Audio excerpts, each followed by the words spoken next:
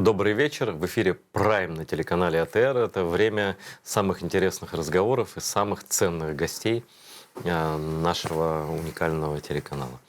Ну, человека, который сегодня у меня в студии, я думаю, что все наши зрители знают, потому что народный артист Украины Тарас Компаніченко нам фактически друг, товарищ и брат. Селям алейкум. Алейкум ассалам. Алейкум селям, чуть по-другому. Алейкум селям. Да. Вот. Спасибо, что пришел, во-первых. Ну, спасибо, что пригласил. Я хочу, чтобы сегодняшняя программа была чуть другая, чем обычно. Мы любим рубиться в политические темы, любим обсуждать что-то текущее, что-то такое, что нас трясет, от чего нас трясет сейчас. Я знаю, ты человек тоже на все рефлексируешь. То есть ты не человек такой, знаешь, при том, что ты абсолютно человек искусства, ты абсолютно не искусственный человек. То есть не человек, который говорит, там, я вне политики, или там какая разница, или что-то такое. Не из этих совсем. Ты, хотя как у тебя на все нервов хватает, я не знаю, честно говоря. А вже ж далебі тощо. Треба сказати. Так, це правда, це правда. Вот я хочу, чтобы сегодня мы говорили, знаешь, о чем-то, о чем-то в хорошем смысле слова вечном. Понятно, что ничего вечного нет в этом мире. Под луною. Под Так, луной, так, да, так. под луной. Вот. И я, не знаю, кто, может быть, не видел никогда Тараса, наверное, есть и такие люди, не исключаю.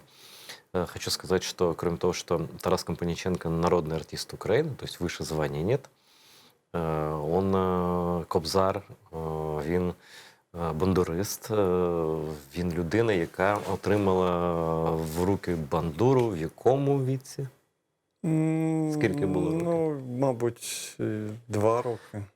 Да ладно. Так, справді. Я могу себе, я смотрю на этот инструмент, и в каком месте ты был? Вот, Ну, насправді, батько купив мені таку бандуру сувенірну. Сувенірну, вона там і досі в мене ця є бандура. Я там сфотографований з цією бандурою маленькою біля Діда Мороза. Ну, тоді це не було Святого Миколая, це відомий такий ватний Дід Мороз. Значить, я з цією бандурою співаю, значить, такий насуплений, як і зараз, з такими ж бровами, насупними дитячими, але я співаю там, ну, тобто, очевидно, що я там просто, це була така імітація, ну, чи я там щось собі просто, як всі діти, просто там бив по струнам, а співав ті речі, які співали батьки, тобто «Червону руту», там якісь там жито мати, жито не полова, чом дівчину не любити, коли чорноброва. Там чи якісь такі речі, які там, ну, тобто якісь такі, що в нашому середовищі були, і діти чули, я це чув від діда з бабусею, чув від батьків. Ну і це ясно, що це був виклик такий теж. Батько міг подарувати там гуслі, подарувати гітару, будь-що, але це було так, як ім'я. Тобто ім'я це був знак. Мене питають, от ви відчули на собі удар, так би мовити, виклик, чи система з вами на вас тиснула, що вас назвали Тарасом? Очевидно, що на багатьох система тиснула, бо українці, хоч вони мали формальну Українську Радянську Соціалістичну Республіку, вона була формальним таким утворенням, ерзацним, в якому, очевидно, що видавалися книжки, видавалися журнали, але не рекомендувалося бути українцем. І очевидно, що, і зрозуміло, що такі імена, як Богдан чи Тарас, вони это была определенная фронта со стороны родителей. Это была фронта, да, определенно. Это такой маркер. Могли же назвать, там ничего не имея против других имен, но именами общими. Да. Ну, от іменно. От. І бандура, от те саме, що бандура була в моїх руках дитячих. Потім батько відвів мене в музичну школу на ту ж саму бандуру. Я не дуже це любив, я це правда скажу, бо люди хотіли... Ну, примушував? Да, ну, діти ж хочуть бути хочуть бути як всі. Не хочуть бути як курча, щоб тебе не заклювали. Бо тебе ж як курчатку заклюють інші. І мене клювали, бо всі люди хотіли, бо всі любили гітару. І це причому в Україні, це у нас академістечко, це було українське середовище. Ты рос в определенном заповеднике. Ну, Я знаю да, школу, да. 200-я, да, Да, школа? да, 200-я Там школа. оттуда вышли, вот прям пролистаешь гостей телеканала АТР, и там прям Да, подряд они идут все. Так, я Да, потом да. это узнал, это Да, была да. одна из немногих украиномовных школ вообще Да, в Киеве. да, да. И все равно, даже в этом заповеднике украинской мовы, да, все Да, равно приходилось терпеть. Да, ну там насміхалися, бо бандура це було як і таке називне ім'я, і нарицательне. Знаєш, таке, тобто називали, ну якщо бандура, це щось велике, неповоротке, таке дуже, ну дуже якесь таке, ну що там. Ну, в итоге-то бандура. она меньше гитар. Ну ні, ну це в мене тепер вже ця бандура, знаєш, козацька лютня, там ця бандура Версая. Я ж починав на цій великій бандурі, на цій бандурі, яка викладається в консерваторії, і власне з неї я вчився на ній у музичній школі, я і досі на ній граю. І зараз, до речі, поновлюю на ній заняття, щоб ну, там грати певні твори, які я не можу, чи ну, які доречно було б на ній грати. Бо це 20 століття, такий модерний інструмент, та бандура, на якій я вчився. Ну і потім ясно, що було таке, що ти не любив цього, хотів якось втекти, фортепіано, скриця, там гітара. Люди, діти нормальні, діти займалися на цих інструментах. Ну, а я тікав від цього, я хотів тікти десь до якихось там за гаражі, там грати, там стріляти, там, ну, мається на увазі бути командиром якогось там, значить, там дитячого значить, загону, який там, значить, воював за щось. Проти фашистів. Проти фашистів, да. очевидно, то ясно. Ну, а які ж там, бо фільми ж такі були і все інше. Ну, і потім просто, але от такі поступово, я не любив цього, справді, поки і не вірив, що це може бути таким, ну, якби трендом чи якимсь, поки не почав підбирати якісь пісні, знову ж таки, які співали мої батьки, або ж співав дідусь з бабусею вдома, ну, от на цих таких зустрічах, коли родина збиралася. І тоді я полюбив це, тоді вже відкрилися такі, ну, світи. Ну, я почав просто цікавитися і бандурою, ну, і взагалі політично.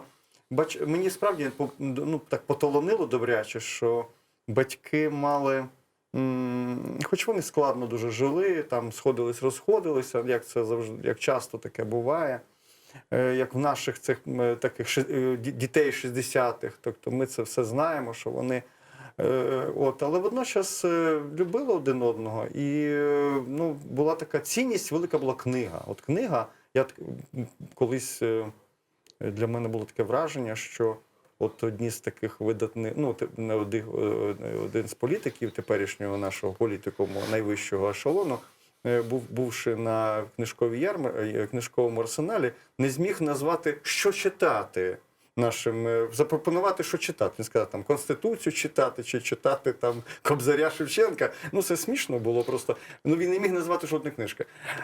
Я от просто згадую, що в нашому середовищі ця академістечка, це була книга, це була найвища, так би мовити, от найвища цінність.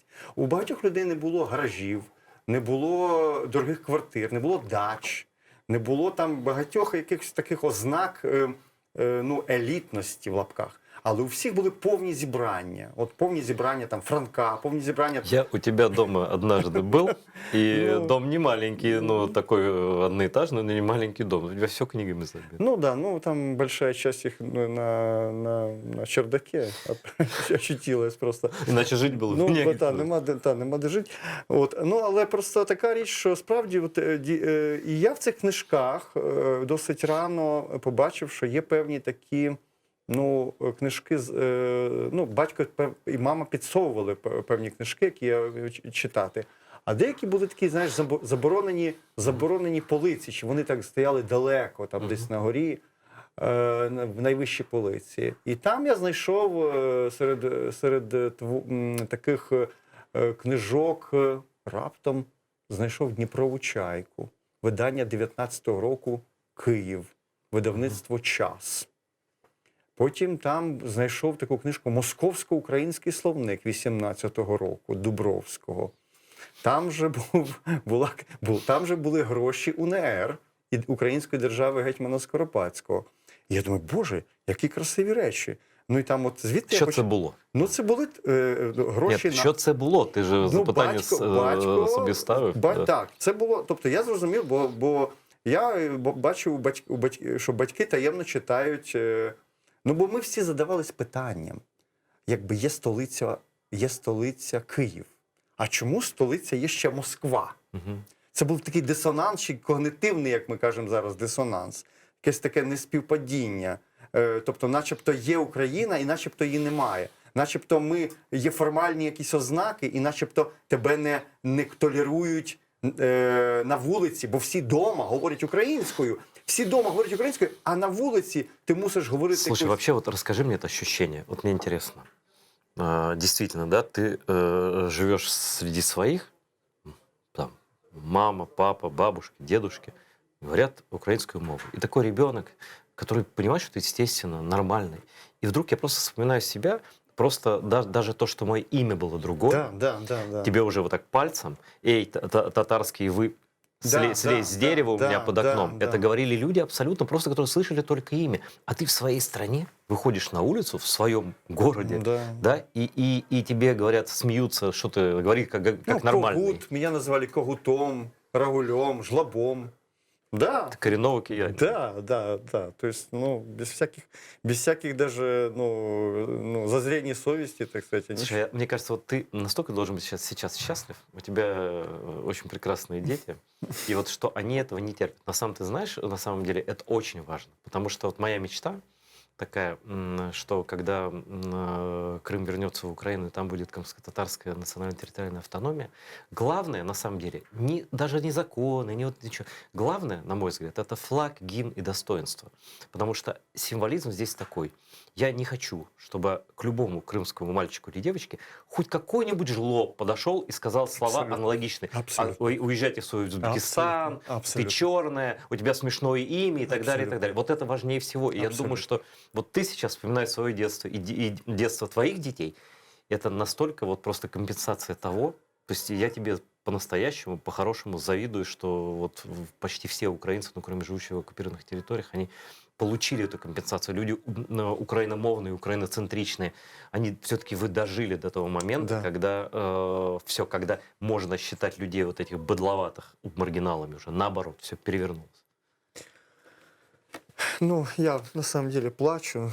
В таких випадках я не знаю, що... Я чувствую просто, що це таке. Очень хорошо чувствую.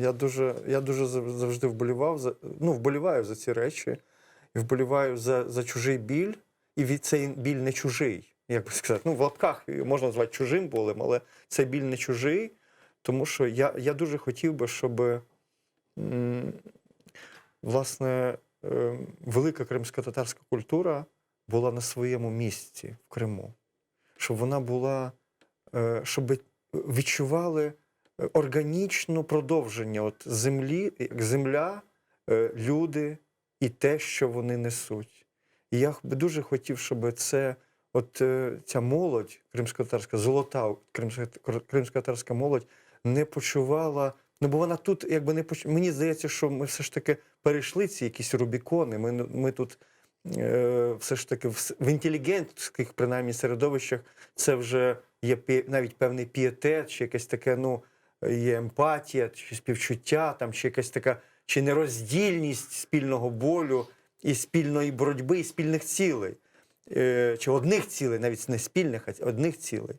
Але от момент, що от все ж таки повернутися для того, щоб той сад зацвів для наших дітей, для кримсько-татарських детей. Понимаешь, это в первую очередь вопрос справедливости. Да, когда абсолютно. Ты чувствуешь, что вся твоя жизнь, она построена на том, что почему-то кто-то, чужой абсолютно, решает нашу судьбу. Вот не надо им давать... Ну, что мы тут лозунгами говорим? Тем более ты из ссыльных же сам. Где ты родился? Ну, в Киеве. В Киеве. А мама с папой в Архангельске? Да, мама в Архангельской области, в Няндома. Поселок Ікса.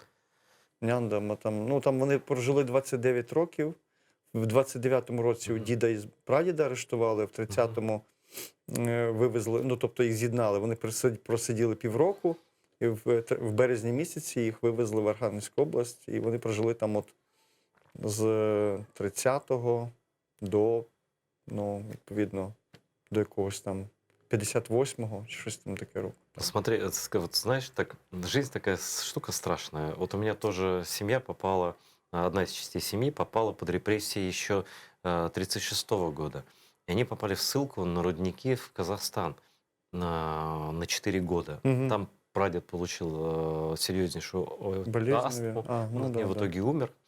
Но если бы его арестовали в 1937-м, то он бы просто пошел под расстрел Мгм. сразу из бутырской тюрьмы. Точно так же и твои родственники. Они попали все-таки под раскулачивание, Мгм. наверное, да? Да, да, И да. если бы чуть позже, на 10 лет, то, может быть, и не было бы нас никого. И все-таки вы вернулись, как и мои родственники вернулись. Но вот нас опять этот Єгипет нагнав. як Да, ну говорять. ця амбіція була, щоб багато хто з українців там не вернулось, вони там або К сожалению, асимілювалися, да. але вони у діда була така амбіція, що він повинен То повернутися. есть он как крымский татарин. Он Да, знал точно, что да, он вернется. Да, Абсолютно. Да, да.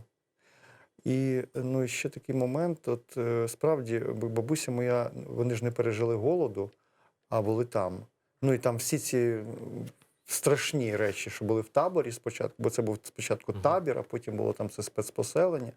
А потім вони вже після спецпоселення були, значить, просто працювали в лісранхозі цьому, чи там з лісом займалися. Він був бухгалтером, то воно трохи було, потрібні були Ну, он освічені. грамотный был, слава богу, да, ему нашлось тобто, место. да. Да. Ну і проблема була така, що вони казали, що от вони, от, справді, як ти кажеш, що було щастя. От вони кажуть, бо згадувала, каже, моя мама, ну тобто моя прабабуся і прадідусь, які пережили Голодомор. І вони розказували, як їхня кума через дорогу померла, мати там 2 дітей, яка пішла за одівця, і казали, на 5 дітей. Тобто мати 7 дітей померла від голоду, кума їхня, там Савченко, яка просто прийшла там просить хліба, що-небудь, вона просто прилізла цей. І от, ну, і вона там тут же, а моя бабуся там товкла якісь, терла в льоху, в погрібі, терла щось там, якісь корінці на терку, щоб там щось з цього, якісь млинці зробити, щось там таке. І вона тут же каже, кумо, дай їсти. І тут же, каже, ну, тут же захрипіла і померла. Ну, і от, каже, бабуся моя згадувала, каже, мама це так розказувала її, що, каже, звичайно, що ми б не вижили. Ми б теж всі померли. Тобто це, ну, нещастя, але це щастя, що було таке нещастя. От такі от моменти.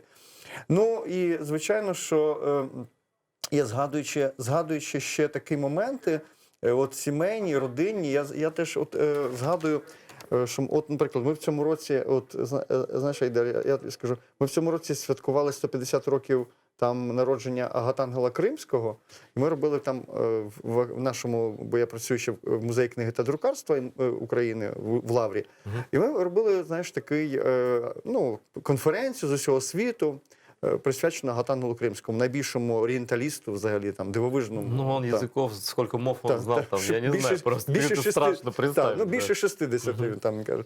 Значить, і, мабуть, найбільший тюрколог, взагалі, який орієнталіст, і перекладач фантастичний там з перської, з арабської, от, і творець там, власне, історії кримськотатарської літератури, там і багато, що він зробив. І от, знаєш, просто я можу похвалитися, що я з дитинства знаю його твори на пам'ять, відповідно, які батько мені цитував. От знаєш, от Омара Хайяма, наприклад, часто цитують російською мовою. Омара Хайяма цитує там, значить, ну, там, значить, «Вино и мира крови, мир наш кровопийца, так как же нам не пить кров кровного врага». А я з дитинства, знаєш, там, крапелина тихо плакалась на розлуку з морем, море щиро посміялося над дитячим горем. Все до мене знов вертаються всі потоки і ріки, ти на мить лиш розлучаєшся, вернешся навіки.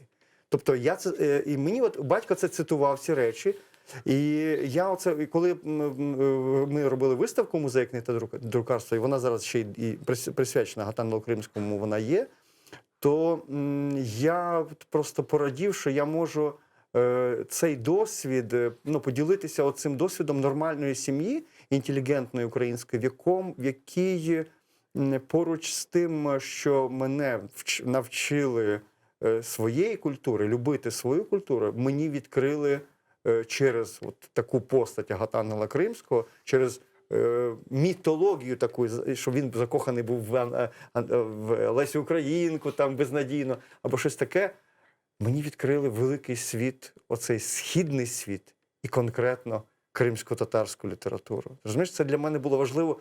Я ще тоді, може, не усвідомлював цього до кінця. Але потім, коли я почав там, значить, його переклади, його учня Олесницького, от, пам'ятаєш, я тобі минулий раз, коли я щось цитував, по-моєму, там цього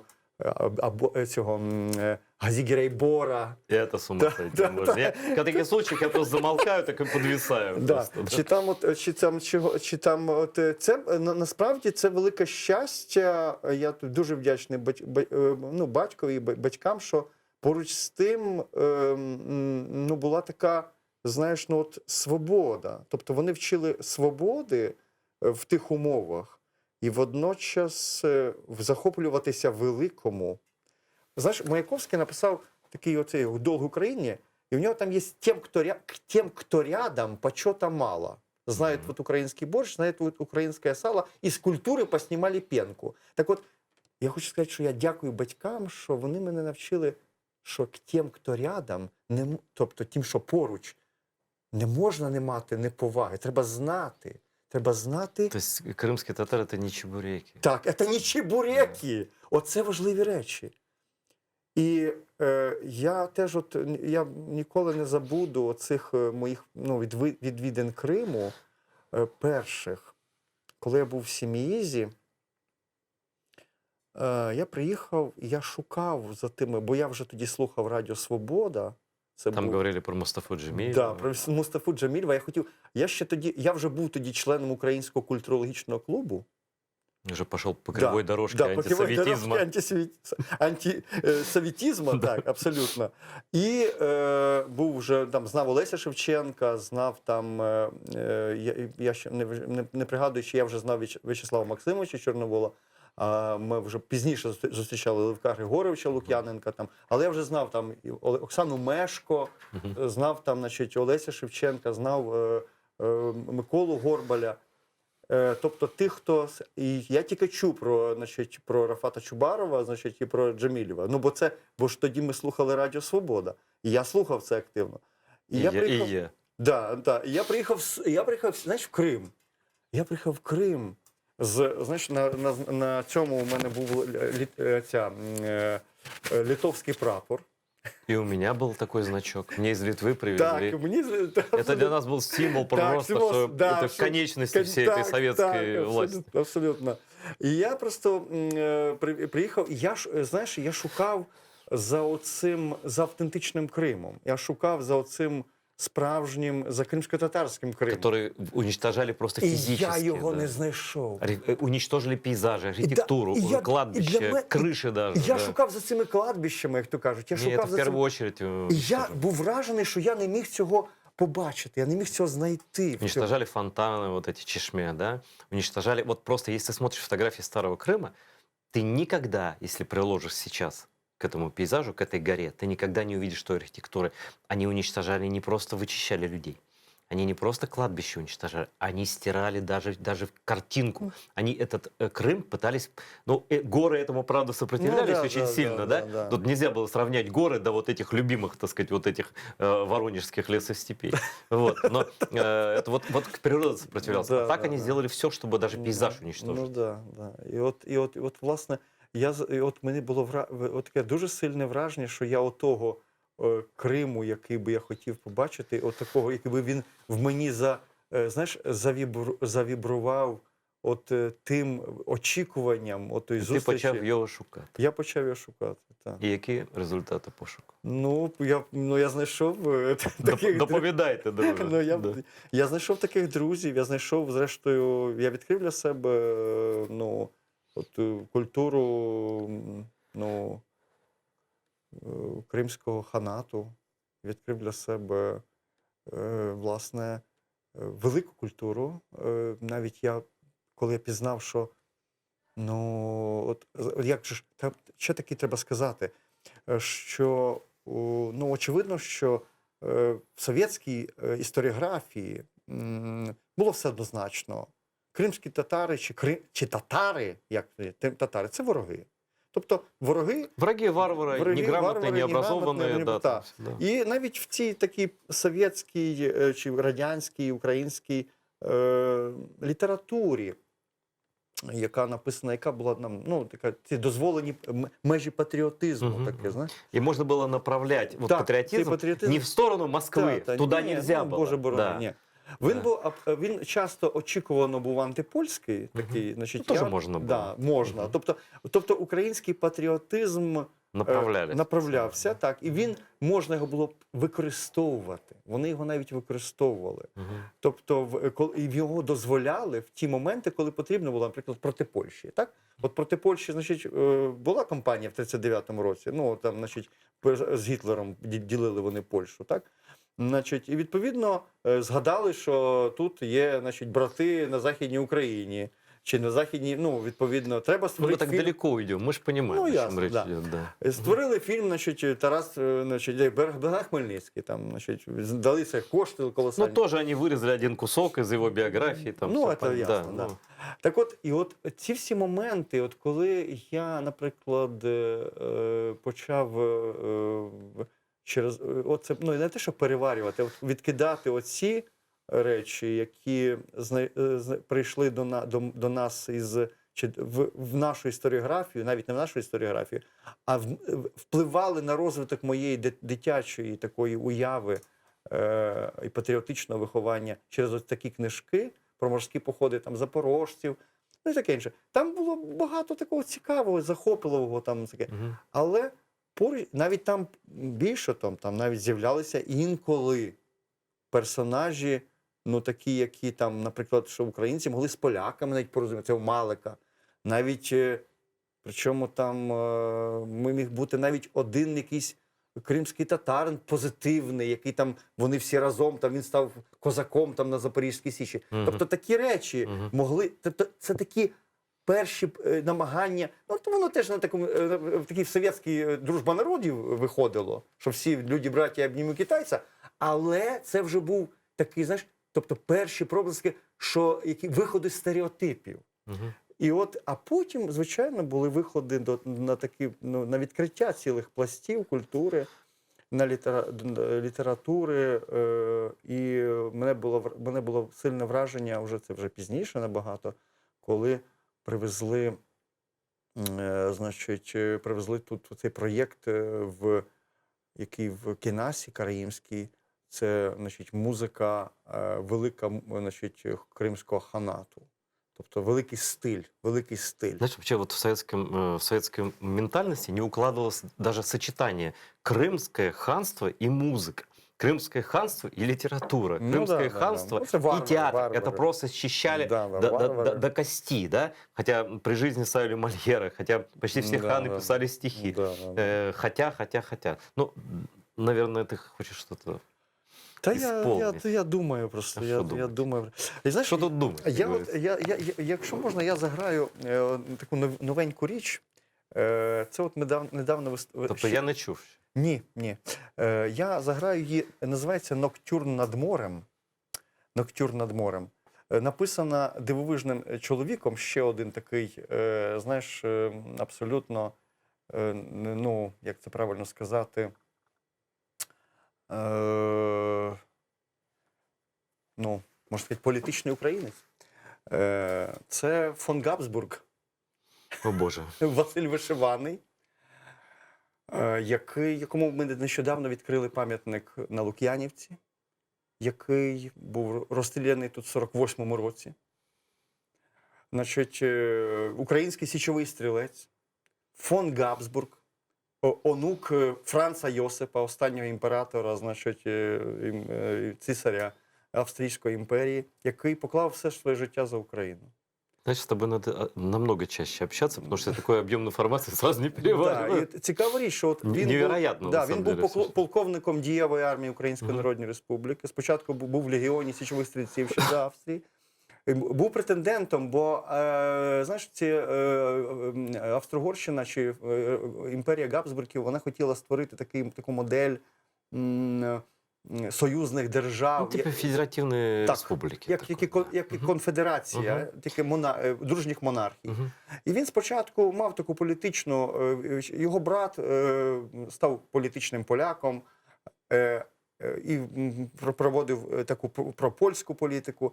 А він став політичним українцем спочатку. І спочатку це було так виразно, він хотів бути королем України, яка була б в протектораті Австро-Угорщини. Але потім він навіть зрікся свого роду Габсбургів. Він закохався в Україну, повірив в націю, яка терпить. Співчуття і милосердя, ця емпатія, про яку я кажу, зробила його великим патріотом, який почав писати вірші українською мовою. Він боровся спочатку поручником, сотником, поручником українських січових стрільців ще, а потім став в дієвій армії.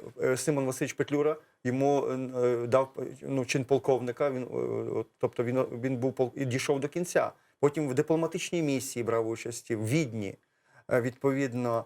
І в 21-му році оця збірка «Минають дні» присвячена борцям за волю України.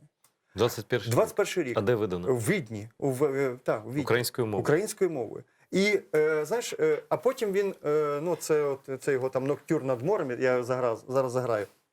Ти знаєш, я вражений чим, що ця людина, коли його арештували, СМЕРШ його арештував у Відні в 46-му чи в 47-му році за спеціальним, значить, наполяганням Сталіна, його арештували в Відні, привезли в Київ, в Лук'янівській в'язниці він сидів і допитував його українець Доренко, чи якийсь там Енко наш. По-московськи, звичайно. Ну, манкурт. Да. А він говорив українською мовою. Бачите собі, це така річ. Отже, «Ноктюр над морем». Над яким морем? Над нашим морем. Наш.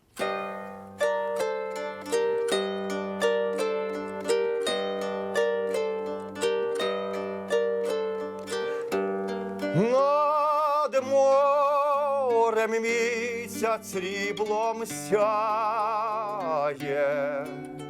і чути легкий хвилі шум, і ніч задумана скриває у сяйві срібла сум.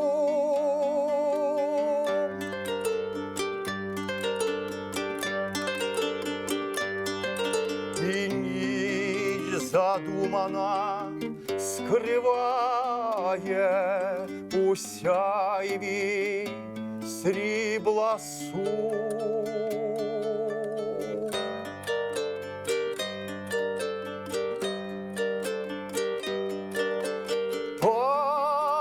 Падучі зорі ген зникають,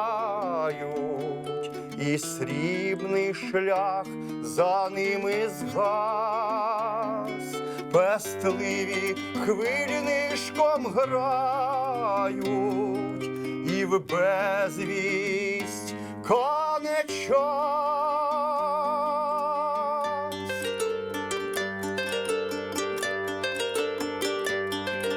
Пестливі хвилі нишком грають, і в безвість кане час.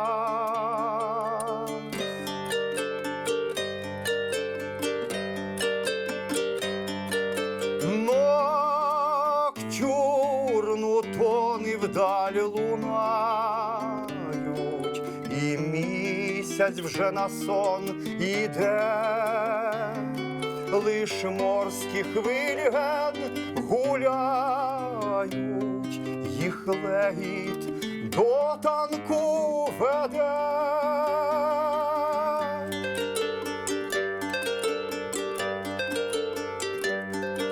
Лиш морські хвилі ще гуляють, їх легіт до танку веде.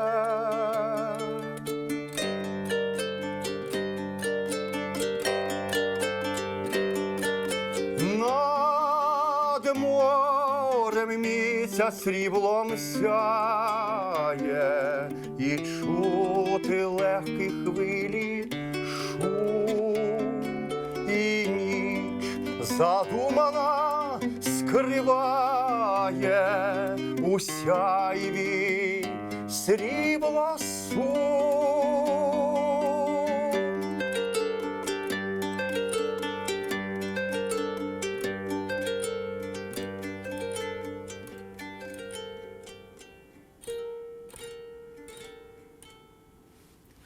Саул, Тарасе, знаєш, я чекаю, може дочекаюся, коли ти почнеш співати кримською мовою. Ну, я готуюся до цього. Ні, серйозно? Так, я колись пробував співати в оригіналі, бо є така, там була така збірка «Сокрушена сонця». І там були зібрані кримськотатарською і в перекладі українською зразу. Там Франко, і Олесницький, там багато. І там я пробував співати Менглі Гірея навіть. Це для мене був такий показник, бо в нього там пісні про кохання, я це озвучив. Ну, мені треба, ми якось зробимо передачу, от, я просто підготуюся, бо це таке було трохи несподіванка. А я підготуюся, можемо зробити просто бо в мене там є амбіції, і показати, власне, цю велику культуру. Я вважаю, що це, я так скромно скажу, що треба використовувати просто різні портали. Я в тому числі можу бути певним порталом для входу певних людей. Тобто, якщо я так кажу, що для того, щоб розбудити свідомість українців, наприклад, взагалі свідомість, громадянську свідомість, національну свідомість, потрібно євшан зілля, тобто дати, понюхати чогось такого, тобто одеративний спосіб. Знаєш, як каже моя дружина часто, що найперший, справді, відчуття у людини, воно не зір, не мова, а запах. І от оцей ключ, який би мав би розбудити національну свідомість, треба знайти до українця. На жаль, така ситуація. Вони не всі ще свідомі. Але так само ми можемо говорити про те, що не всі ще знають, в тому числі, хоч мають симпатію до теперішнього кримсько-татарського народу, до його громадянської позиції, до його, так мовити, війни за свою землю. Тобто все це зрозуміло. Але за таких велетнів, які боролися в совєтському часі за права свого народу. Але йдеться про те, що часто ці люди теж не знають, що там. Не знають там, Тобто, як люди культури, вони, так, ми знаємо, ми це сприймаємо. Але щоб зачепитися за щось, тобто міцно триматися, чи мати більше асоціацій, потрібно, щоб люди мали за що зачепитися. Що така постать, така постать, така постать, така постать. І от я думаю, що можна, в тому числі я можу бути таким порталом, одним з порталів. Ти вже є. Тільки почни кримською співати. Так, я ж кажу, що це буде просто... Так, там, я ж кажу, цей і Газі Гірей Бора, і цей і Кримчак, я там, і це ж навіть, кажу, Менглі Гірей. І ти знаєш, для мене це теж було такий момент, що я це теж спеціально так кажу, бо в мене були, я тоді, коли це грав, я навіть показував українську пісню про Менглі Гірея, вона негативна, і самого Менглі Гірея поезію про любов. І я кажу, дивіться, ця людина збудувала медресе в Бахчисараї, спеціально збудувала таку ланцюг цей золотий, щоб кожен, хто перед наукою йде, поклонявся. Це перший університет. Так, перший університет на сучасній території України. Так. Тобто це, а між іншим, а він водночас як воїн, там він спалив Київ і Чернігів. І зникла, всі там історики кажуть про те, що зникла київська готика, наприклад, зникла за Менглі Гірея, тобто впала. Але я це для чого кажу? Що я не замазую нічого. Я кажу, що ми воювали, ми торгували, ми були суперниками і союзниками. Назовите мне хотя бы два европейских народа соседних, которые... Немає.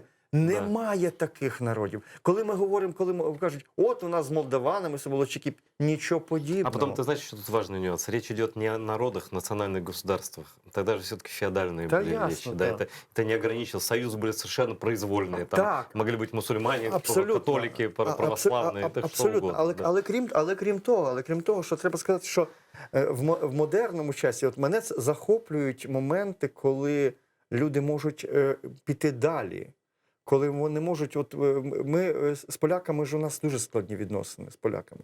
Але ми теж з поляками можемо переступити і вільно говорити на ці теми. Мы должны это Так, сделать. абсолютно. Потому что к этому надо относиться спокойно. Так. Надо жить. Вот знаешь, когда вот начинают чесать вот этот Так, гордурас, рани, да, непрестанно. прошу так. прощения. Вот представим себе, мы же такую шизофреническую ситуацию не представим, что вот у меня сейчас там, допустим, не дай бог, там где-то пожар начнется, дым уже идет, Да, пламя, да, да, да. а мы тут сидим, выясняем, как наши прадедушки Да, в каком-то году там что-то. Да, да. Мы же не сумасшедшие, Да, мы же абсолютно. сейчас живем. Вот он, русский рейх, он уже Да, в да. Беларуси захватил. Вот Абсолютно.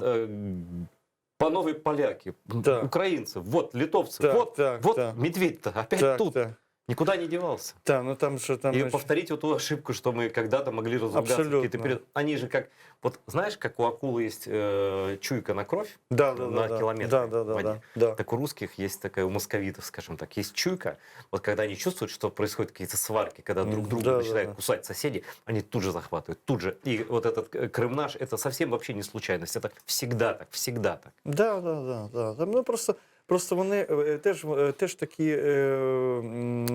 Ну, насправді, теж таке спостереження цікаве. Коли я приїхав в Крим, от за Ющенка, ми приїхали з Хореєю Козацькою в Ялту.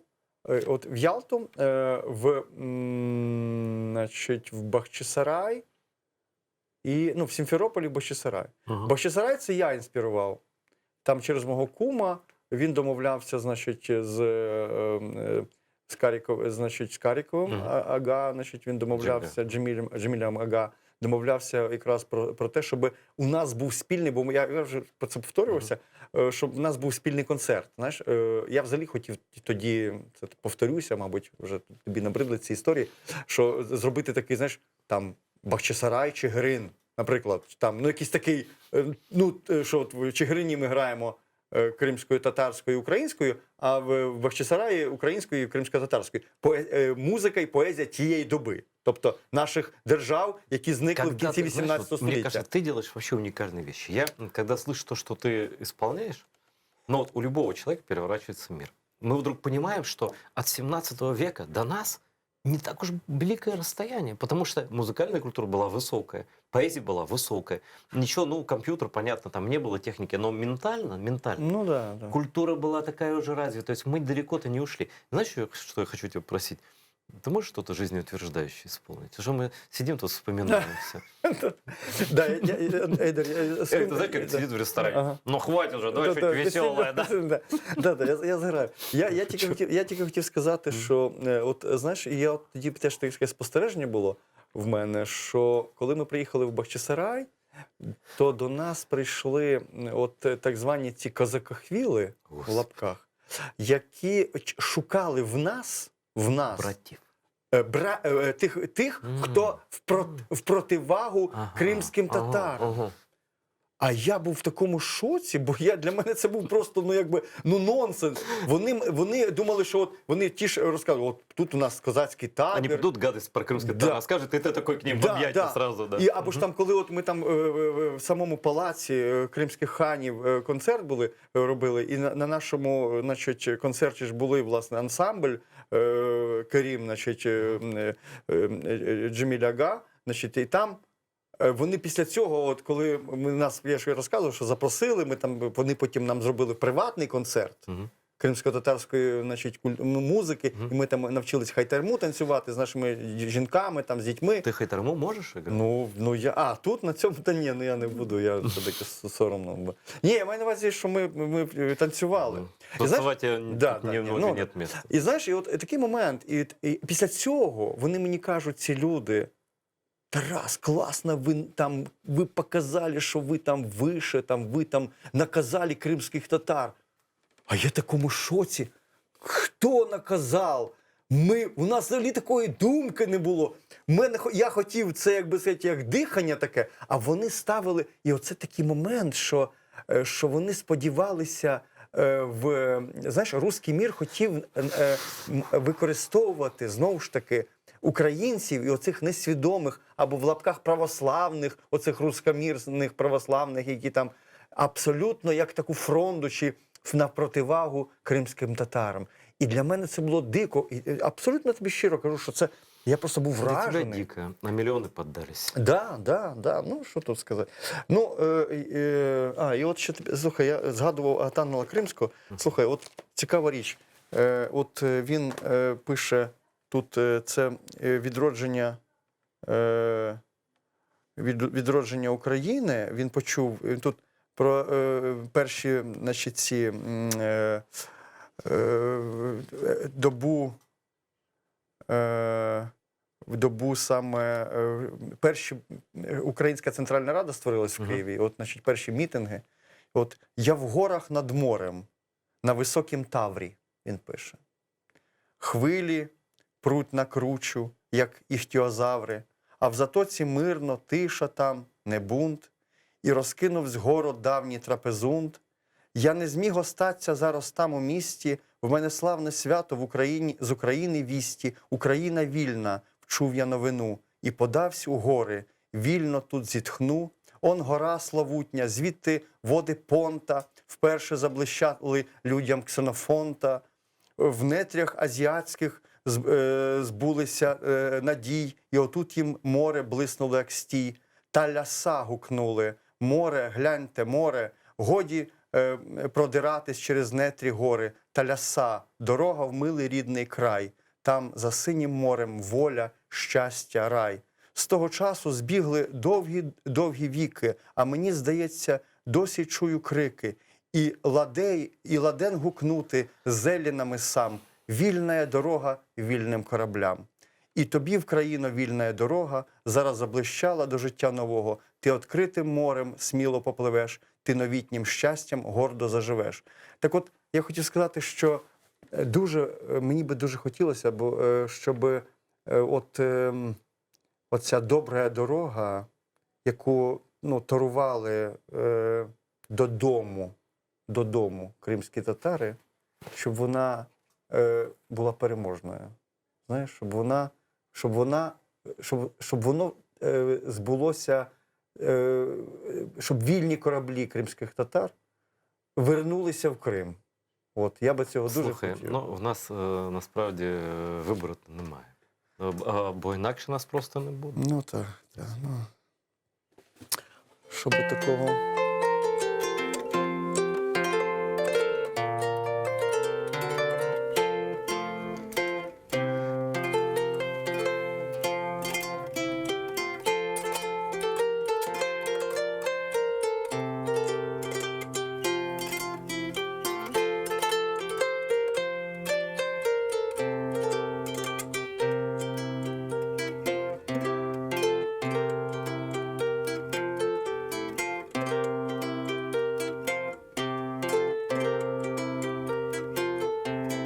Станьмо, браття, вколо, в тім колі весело, всі враз заспіваємо.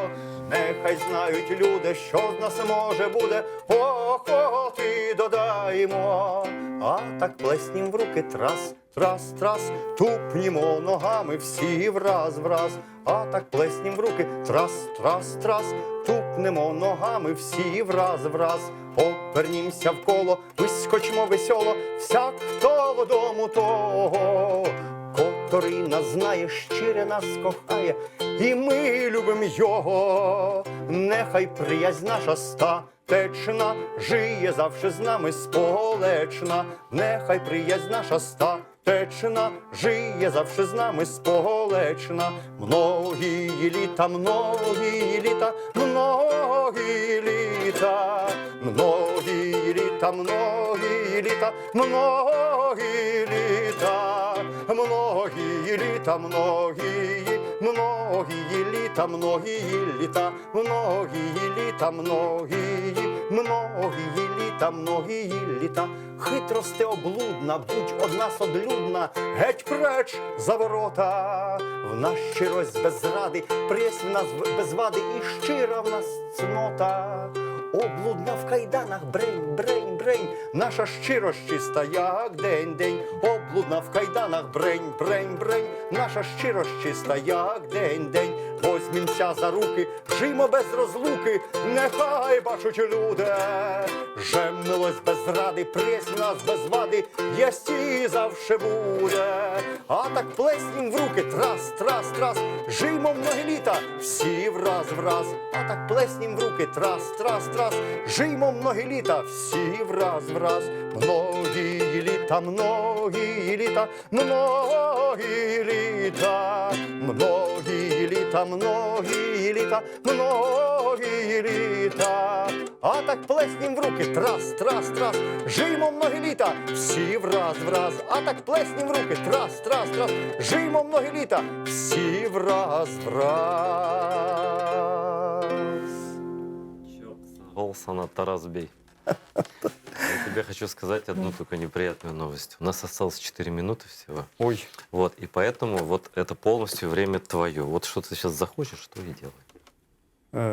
Ну, я не знаю, що його заграти щось. Ну, направо. Ну, може, Стуса заграти, що скажеш? Що хочеш? Що в настрої? Ну, мене просто часто питають мене, чому я граю цей текст Василя Стуса. І я скажу, що тут такий біблейний сюжет в цьому, хоч це присвячено японському поетові, там і письменникові, лауреату Нобелівської премії Ясунарі Кавабати, за читанням Ясунарі Кавабати. Але тут текст про жертву, таку біблейну жертву, знаєш, коли Авраам повинен віддати заради Бога чи заради вищого ідеалу, якщо так метафорично, свого сина. Так це ж ісламське теж, абсолютно, одна з основних... Ну так, одна із головних, так. І це, бо це жертва, ця жертва, і коли, власне, ангел йому потім баранця цього підкладає замість цього. Так. Ну це ж наш ідеал. Так, головне.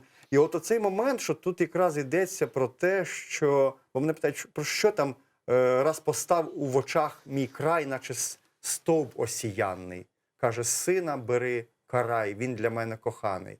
Тобто йдеться про те, що заради оцього краю, заради рідного краю, заради оцього вищого ідеалу, краю як найвищого ідеалу, цієї обітованої землі, і як заповіту з Богом, треба сплатити велику жертву. Мені соромно, я не знав цього вірша. Так. Прошу.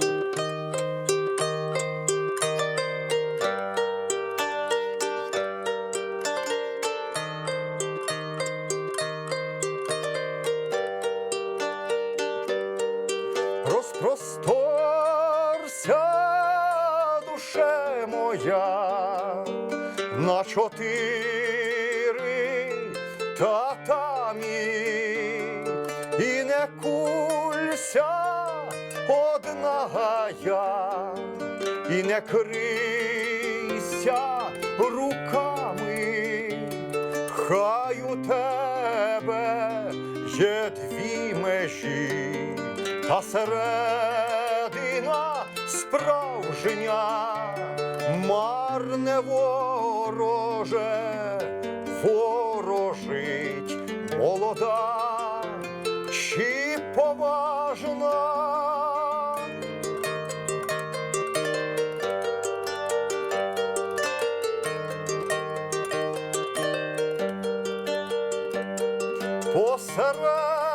Посередині стовбур літ, а оба боки крона.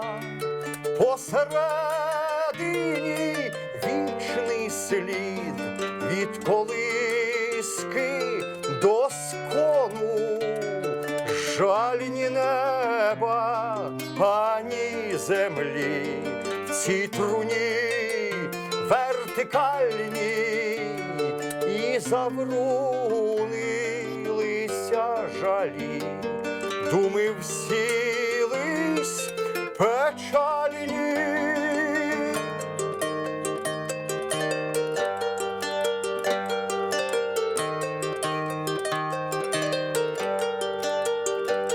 Як то сниться мені земля, на якій лиш ночую, як мені небеса болять, коли їх я не чую. Раз постав у очах мій край, наче стовп осяяний, каже: сина, бери карай, він для мене коханий.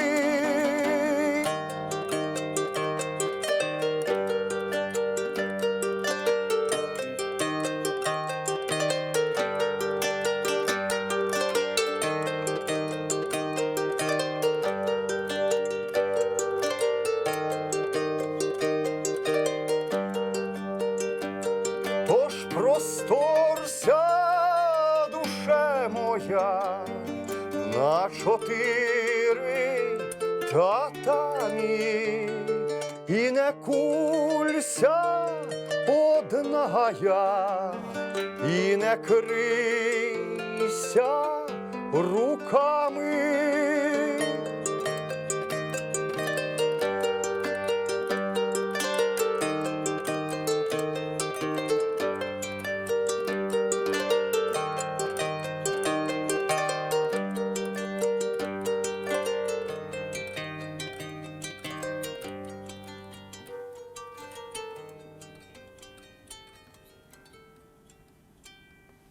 Чохсал.